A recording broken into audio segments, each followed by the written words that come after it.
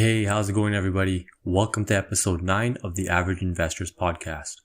My name is Ace, and in today's episode, I want to mix things up a bit by talking about a few different things to watch out for when you're either purchasing your home or an investment property. I also want to talk about dollar cost averaging versus trying to time the market. And lastly, provide some updates on the stock market.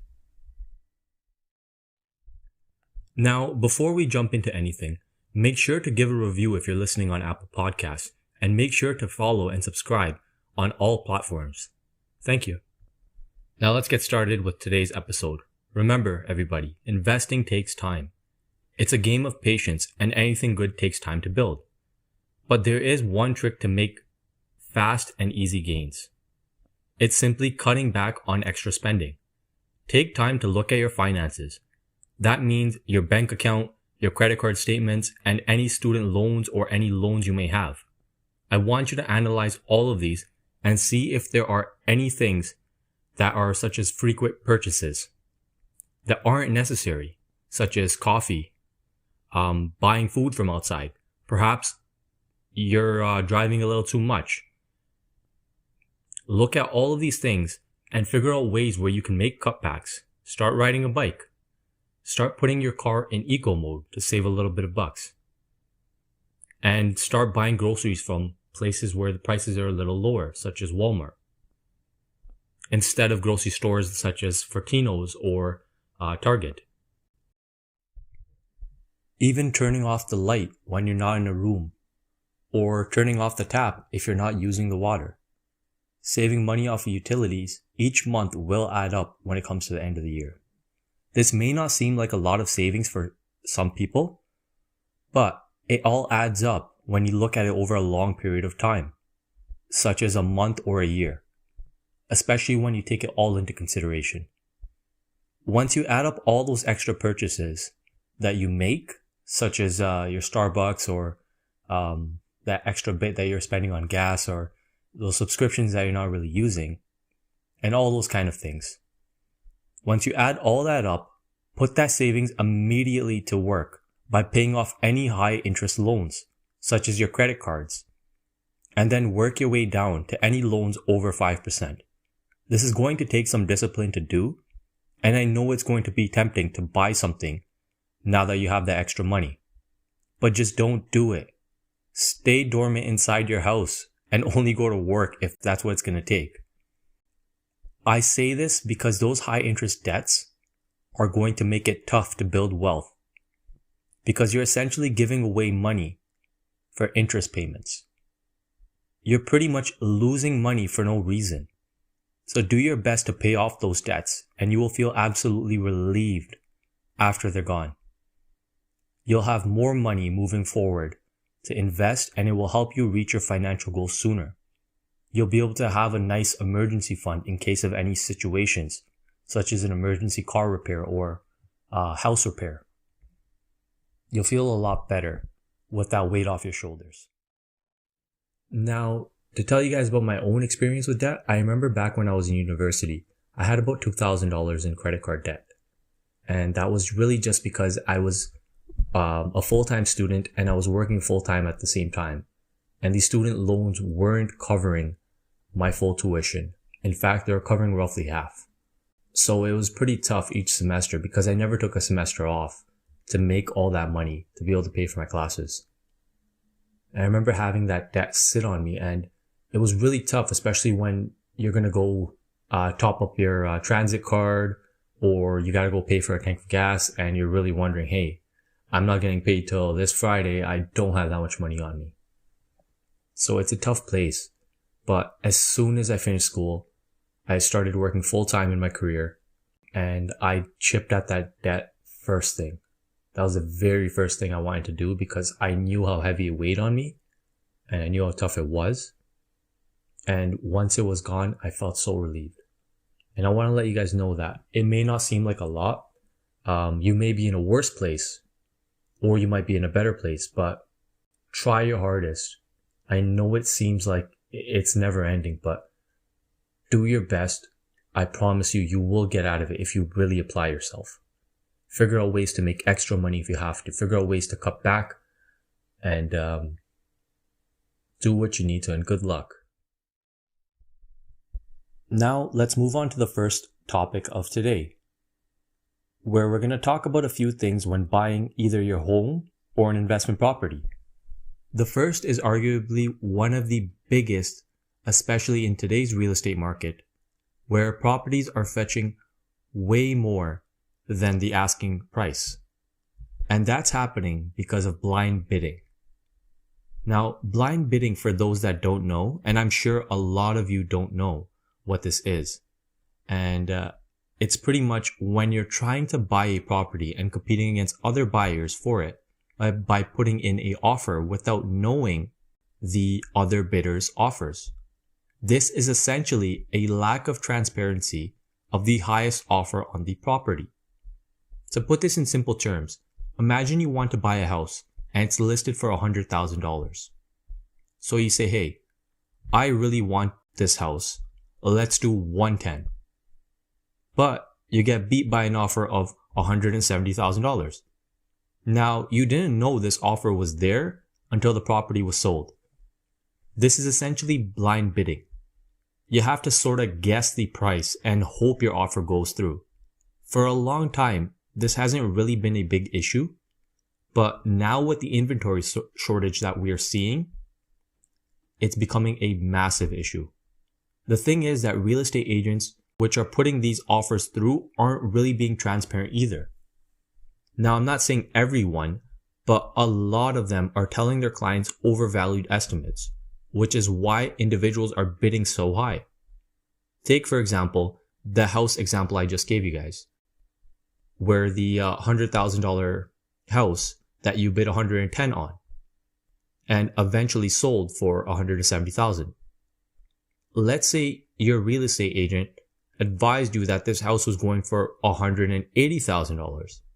Even though it's worth only $100,000, you don't really know any better, and you're going to trust the real estate agent, which is why you bid that price, and other agents are telling their client even higher prices. And eventually now, the property goes for $200,000. This is ultimately what's happening right now in North America. I'm sure that most of the listeners don't really know about this. Now, my tip for this is either the government needs to step in and stop blind bidding to allow for transparency, much like bidding on eBay, where you can see the highest price or the current bidding price for an item. Now, the other thing is for buyers to be realistic with the property values and find a good agent that isn't trying to use them for a high commission. Overall, it's tough to do this, but stay diligent and you'll find a diamond in the rough. And if you can wait, well, that's on you, but right now there is a shortage. I don't know how long it's going to last, but again, it's on you. The next thing I want to talk about when it comes to buying real estate is not knowing if the property will need any work or not. Now, most of us aren't experts on houses, so it's tough for us to know if the roof is going to need replacing, if the HVAC system such as the AC and furnace are in good condition, if there's any rotting or mold, and many other factors that you need to look out for. So this is where I suggest hiring an inspector. If you've checked out the property and you're really interested in buying it, I suggest hiring your own inspector to check it out. This just takes you another step forward by making sure that you won't have any extra costs. This can cost you around $600 to $1,000 depending where you live. But it can save you a big headache and a lot of money. Let's say the roof and the HVAC system need replacing. You now know that you need to spend around, let's say, $10,000 to $12,000 depending on the size of the place. If you're looking for an average size home, you can also bargain with the seller now to lower the price due to these unforeseen repairs. Or you can even ask the seller to negotiate that they can do it themselves and save you the hassle. Overall, if the inspectors don't find anything, you can at least rest assured that you won't have any major issues or headaches on your hand. This is one thing I would recommend to anybody buying a used home that isn't an expert on homes. You as the buyer are also taking a risk by buying a pre-construction because you don't know about the future delays. You don't know exactly when you might have to move into it. And also you are investing money into that project. Now, the last point I wanted to talk about is when it comes to pre-built construction. When you're buying a pre-construction home or condo, a lot of individuals don't know this little fact. The price for certain projects may be priced around or even sometimes higher than market. What I mean by this is, let's say you want to book a pre-construction house that is due to be completed in 2024, so 3 years from now. The builder will factor in the cost to build in the future due to an increase in goods in the future and an increase in labor in the future. Now, how that works is, let's say a house is selling for $100,000 and a builder is building the exact same house on the exact same size lot next door to that house. They will have to project the house's value in 3 years and be charging roughly that kind of amount. This isn't a very well-known fact because it isn't as noticeable with houses, as they're usually built within a year or two and priced around market prices. It is much more apparent with condos, as they can take sometimes up to 5, 6, 7, or 8 or even more years to complete. So the builder tries to factor in the cost to build that condo in the future. But most of the time, the future price does pass the projected price and the current selling price. Now, this doesn't always happen, because sometimes in the past it hasn't happened.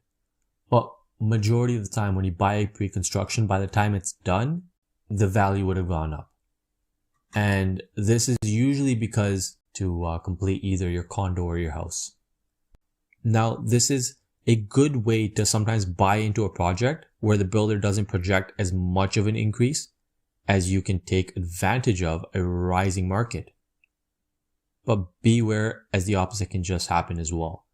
And what I meant by that is, if you take into account the 2008 housing crisis, which especially hit a lot of neighborhoods in the US and some here in Canada as well, where in certain areas, if you did buy a pre-construction home or condo, you essentially would find that if you were to put that up right away during that period, you would have lost a lot of money. But a few years down the line, those prices went back up for a lot of those houses and condos. Now, that about wraps up the talk on real estate. Let's move on to the next topic, which is dollar cost averaging. Now, what is dollar cost averaging, you may be wondering? Well, it's where you invest a fixed amount of money over a scheduled period of time. For example, let's say you buy an ETF, such as the S&P 500, and you purchase $100 worth every 2 weeks on Monday. No matter the price drop or increase, you stick to this schedule. This is called dollar cost averaging. Now, dollar cost averaging has a few key benefits, in the sense that it puts you on a schedule so that the money you put in is something you're already accounting for being gone out of your pay. It also lets you get roughly the average price over that period of time, as you will be buying shares irregardless of the prices being high, low, or around average. This is the biggest benefit to dollar cost averaging, as you can passively invest without worrying about the price of the shares you're purchasing. The negative, though, is that you can possibly miss times where the low points are and be buying on high points because of the day you purchase on. Now, for example, with dollar cost averaging, let's say on Monday, the price of a share that I'm buying is $20. And the following Monday, it's $25. And then the Monday after that, it's $20. And then the Monday after that, it's $25 again. That means for those 4 weeks, I pretty much spent $22.50. Now it's not the low, it's not the high, but it's somewhere right around the middle. The opposite of this is called lump sum investing. This is a fairly simple concept. You just take a lump sum of money and just invest it all at once. For example, let's say you want to invest in the S&P 500 index and you have $3,000 to invest. You take that $3,000 and put it all at once into the S&P 500.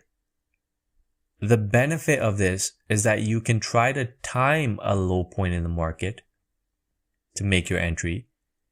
But the issue with this is that timing the market is not that easy, and it's pretty damn near impossible, at least by most people's standards. And overall, the market does go up over time. In fact, every few years, the market hits a new high. Whichever way you take it, make sure to make the right choice for yourself. I personally do dollar cost averaging, while also putting a portion of just money in my trading account that I leave as cash, so that I can take advantage of low points in the market. This is my personal strategy, but please make the right one and the right choice for yourself. So the biggest benefit of just kind of having that cash on the side is that it's kind of like my war chest, where when the market does really dip, sometimes it does sit for a while, which is okay, because cash sitting there is just cash sitting there. Now, let's move on to the next topic for this episode, which is the current market. For those that are invested in individual companies, you might find that some of your holdings are announcing quarterly financial results. Now, what this means is that it's sort of a report card on how the company has performed over the last 3 months. They will break down key wins or losses, or both, in regards to its business. They will also highlight financial details such as revenue, earnings per share, net sales, and many other metrics, especially some that are particular to that one business. Use that just to kind of add on to my shares. Now, I won't dive too deep into exactly what happens during a earnings report, but I can give you guys a high-level overview. So companies primarily share 3 financial statements, which are the income statement, cash flow statement, and the balance sheet. And then based off of these 3, financial metrics. Overall, this shows how the company has fared against previous quarters, such as the same time last year, or the quarter before. It will also help paint a picture of how the company is growing and the trajectory of the company. It can help identify any changes in the business in their ability to sell or provide services, but it shouldn't be a big factor if a company doesn't do well in one particular quarter. Now, take for example Apple. During their financial reporting, they were sharing results on their iPhone sales, their iPad, their iMac, and other products such as their wearables and their streaming service. They also announced prior to that new products and updates that they're also going to be doing. They shared their financial statements for this period as well, which also gave some financial metrics, such as the earnings per share. And also, the company did do fairly well. Now, other companies may not have fared so well as Apple did.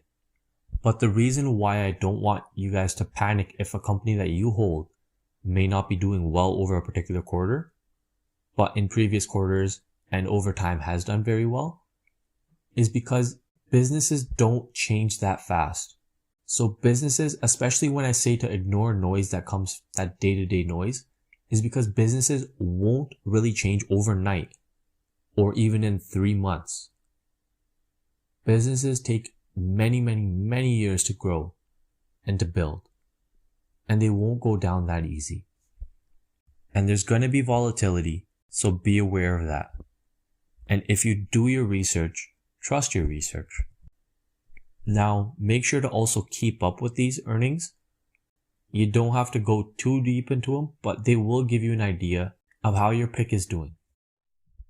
Now, the reason why I'm really putting an emphasis on that is because sometimes projections were really high on the business that you own, and you'll see a sell-off.